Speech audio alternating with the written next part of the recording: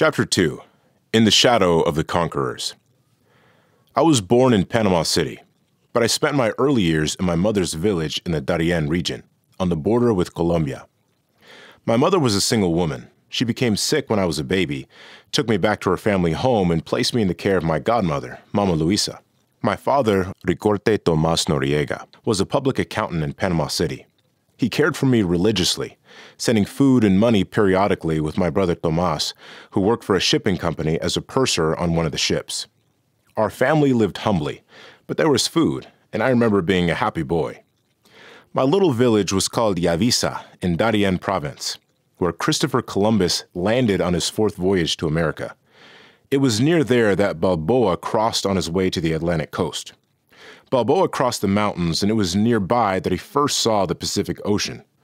When the Spanish conquistadors arrived in this part of the New World, they established a colony near Yavisa and built a mighty fortress to repel their enemies.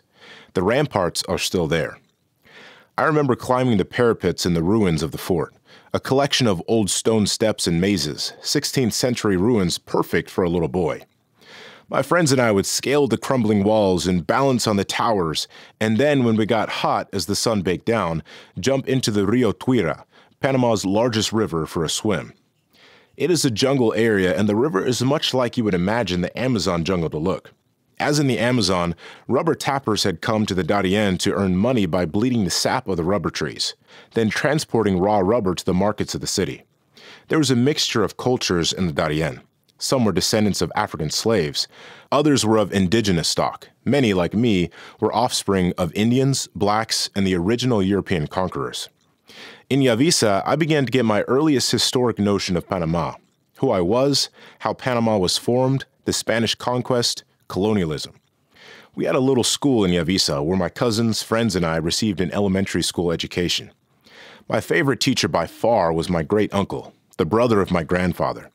I am proud to say that the little schoolhouse in Yavisa still bears his name, José del Carmen Mejia. He was already an old man and had studied in Colombia when Panama was a northern province of Colombia, before the United States conspired with the French and declared Panama an independent state.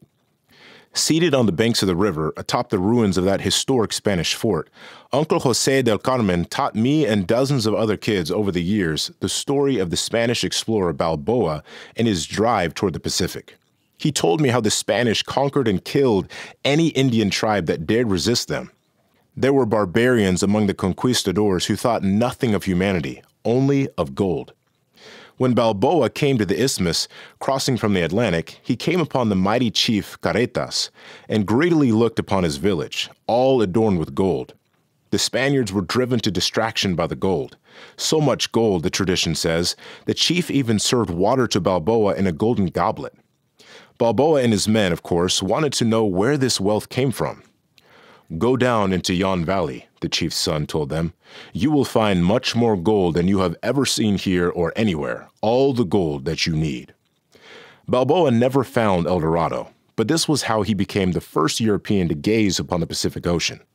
In his greed, Balboa kept marching onward into Darien. Finally, he was killed by a rival Spanish conqueror, Pedro Arias de Avila, who was angered by Balboa's having fallen in love with the Indian girl Anayansi. Avila ordered his capture by soldiers.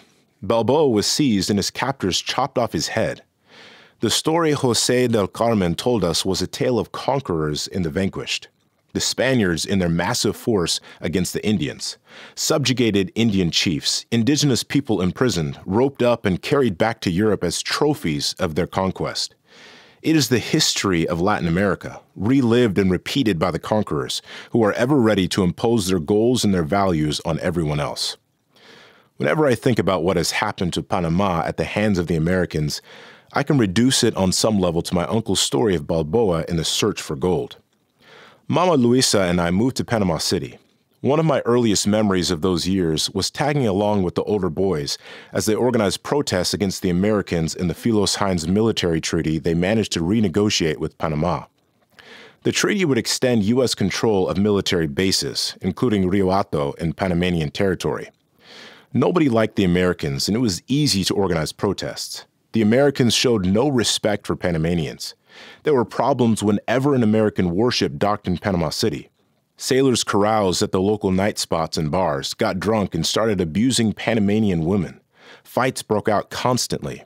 Usually, when the student union organized a protest, little kids like me were expected to hand out flyers and carry around tin cans for contributions. Earnestly committed to what our elders had taught us, we then marched right back to deposit every cent we were given at the student offices at the National Institute, the college where all the anti-government activities were centralized. One demonstration stands out from all the others. This was the Big Strike Day organized just prior to December 12, 1947, the day of the planned ratification of the new Philo-Science Treaty at the National Assembly. I was out on Avenida Central, in the middle of downtown Panama City, standing by a clothing store with the English name Best Fit. The leaders of the protest that day were two students named Aristides Urena and Moises Pianeta. They marched at the head of the procession carrying the Panamanian flag. There were other student leaders there whom I can remember, people who later played prominent roles in the country, including Manuel Solis Palma, who later would become president of Panama. Solis Palma, one of the main organizers, was arrested that day, as were many other student leaders. The student organizers knew they were lined up against powerful forces as they protested the signing of the Philo-Science treaties. They were combating not just the Panamanian government. Their targets were also the United States and the strong economic forces that controlled Panama behind the scenes. The term banana republic was coined in Panama and Central America, and a banana republic is exactly what we were. The United Fruit Company had massive holdings in Panama and throughout the region. It was in the company's interest to see the military ties between Panama and the United States strengthened and extended forever. When United Fruit wanted something done, it could wield its power. The company had huge plantations on both coasts of Panama. When a member of the National Assembly won election, it was usually with the backing and money from United Fruit. The same was true with presidents and, for that matter, with the National Police, the predecessor of the Panamanian Defense Forces. United Fruit became an extension of the will of the United States, especially in cases like the Philo-Science Treaty, which it very much supported. The National Police at the time were under the command of Colonel José Antonio Ramón Cantera, later to become a general and eventually president of Panama. He was under orders to repress the protests any way he had to, with gunfire, bullets, sabers, and men on horseback trampling demonstrators if necessary. I was standing with my cousin, Yolanda Sanchez, a student at the Lyceum for Girls, when the cavalry, sabers drawn, started moving steadily toward the crowd. There were people as far as the eye could see. They were jammed in everywhere along Avenida Central, where it narrows down in front of Santa Ana Park, right up the street from the General Assembly. High school students, teachers, elementary school kids, students from the university, their professors, were all out on the street in support of the general strike. As the cavalry drew near, people started to fall off and run to the side. Yolanda and I scrunched into a doorway as the cavalry moved into the crowd. But the protest leaders, Urena and Pianeta, kept walking proudly in the lead, the Panamanian flag held high. The horses were breathing right on top of the crowd when one soldier sliced at Urena's arm and cut the Panamanian flag right out of his hands. Pianeta, also covered in blood, fell to the ground. I was deeply impressed by what I saw. I always thought about Aristides Urena and could see the image of him marching in front of me, just as he did that day. When I became commander of the Panamanian Defense Forces more than 30 years later, I went to Santiago de Veraguas, where Mr. Urena still lives, to tell him about my vivid memory. He wept when I told him how I saw the soldier cut the flag out of his hands. After the attack, we all started running. The police were hurling tear gas canisters. Yolanda and I choked and cried as we ran along Avenue B, stopping in the doorway of a little restaurant called the Café Duran. From there, we ran into the old market down near where I lived and went around the back way up to Avenida Central and into the park by the cathedral. The demonstrators managed to regroup and were marching toward the Plaza de Francia, now renamed Las Bovedas, right in front of the National Assembly. The debate on the U.S. bases was underway inside. The organizers needed to devise a way to keep the cavalry at bay, so the student leaders gathered all the little kids together and handed out little bags of corn kernels. They told us to throw as much as we could onto the cobblestones in advance of the horses. It was easy for us to do. We squeezed in among the crowd unnoticed and threw the corn onto the pavement. It worked. The horses started slipping and falling to their knees on the cobblestones all along the road. This slowed the police down, giving the marchers time to escape along side streets once again and get back to the cathedral. The idea was to group right in front of the National Assembly and make enough noise to influence the deputies meeting inside. But the police soon regrouped, and this time they moved out on foot, rifles drawn. They opened fire. One student, Sebastian Tapia, fell to the ground. He was left paralyzed that day and became a hero to all. As we ran, Yolanda was also hit. Fortunately, she was only grazed, but some people picked her up and we went to the hospital. It wasn't serious. After that, we went back to my house across the street from the market, a tiny flat at 27 North Avenue, Avenida Norte, on top of a store called Compañía Avila. It was right up the street from the presidential palace. The popular reaction to the protests and the subsequent embarrassment were too much for the National Assembly to bear. Despite the pressure from the United States and the United Fruit Company, they rejected the treaties. It was a great day for the students, a great victory. I was, of course, too young to appreciate much of this. But as I entered my teenage years, I shared the dominant attitude of my fellow students toward the Americans. Whenever there was any kind of a demonstration in town, there would also be problems in the Canal Zone. Students would taunt the Americans and throw rocks. As they always did on such occasions, the U.S. soldiers set up barricades on what was then known as 4th of July Avenue. It is now known as Avenue of the Martyrs. That avenue separated Panama down below from the Canal Zone Military Administration area, situated on a hill overlooking the Panama Canal, to one side and Chorrillo on the other. There were barricades with concertina on top that made it something like the Berlin Wall, dividing the city right down the center. The area was filled with U.S. soldiers and Panamanian police. The soldiers were stationed along every inch of the barricade, more than a mile long. Anti-U.S. sentiment was very strong, especially after the incident with the treaties. The disdain shown by the United States was a constant provocation for Panamanian young people, who were developing a sense of patriotism and were already antipathetic toward the Americans. And it was all centered right down there on 4th of July Avenue. On one side of the street, you had American soldiers, American policemen operating as if they were in their own country, speaking a different language, flying the American flag. The only flag you could see in the Canal Zone, even though it was Panamanian territory. A student walking to my school, the National Institute, had to pass by the Americans on the way from Chorrillo and other neighborhoods to get there. If you dared walk on the wrong side of the street, the soldiers would push you and force you onto the other side.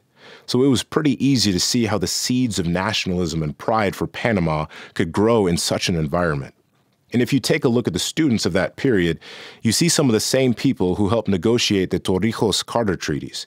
People like Jorge Iueca, Romulo Escobar Bethencourt, Materno Vasquez, all the people present 30 years later for the negotiations that led to the signing of the Panama Canal treaties. I graduated from high school with general knowledge of many subjects. I had wanted very much to study medicine. Something had happened, however, that would change my life.